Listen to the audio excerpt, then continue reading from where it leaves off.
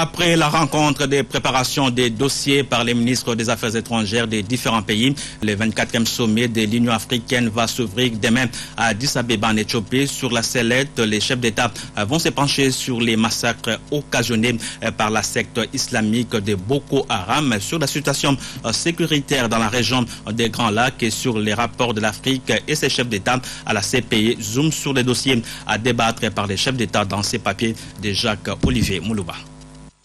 Une transformation et donc Addis Abeba, capitale d'Éthiopie et siège de l'Union africaine, va abriter dès ce vendredi 30 janvier 2015 le 24e sommet de cette prestigieuse organisation d'Afrique. Pour ce faire, sous la houlette de la présidente de sa commission, Mme Zuma, une cinquantaine de chefs d'État sont attendus pour une autopsie du continent dans plusieurs secteurs, cela après la préparation des dossiers par les ministres des Affaires étrangères.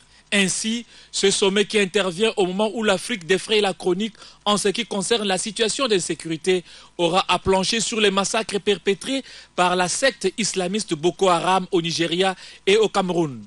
À ces sujets, les chefs d'État auront à produire dans le document final des recommandations fermes. Avec la même détermination, la situation en Libye, après l'attentat perpétré en début de semaine, est un autre gros dossier qui a fait l'objet d'une réunion de contact international en phase de préparation des dossiers. Dans ce même secteur, le dossier concernant la sous-région des Grands Lacs, victime des actes de barbarie et des tueries, l'œuvre des différents groupes armés et autres forces négatives sera examiné minutieusement par les chefs d'État pour une solution durable. Un autre dossier qui sera certainement débattu est celui relatif au rapport de l'Afrique et ses chefs d'État à la Cour pénale internationale.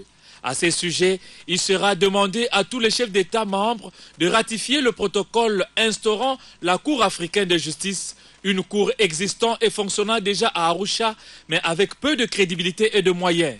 L'idée serait de juger sur le continent des crimes les plus graves et non les laisser à la seule Cour pénale internationale.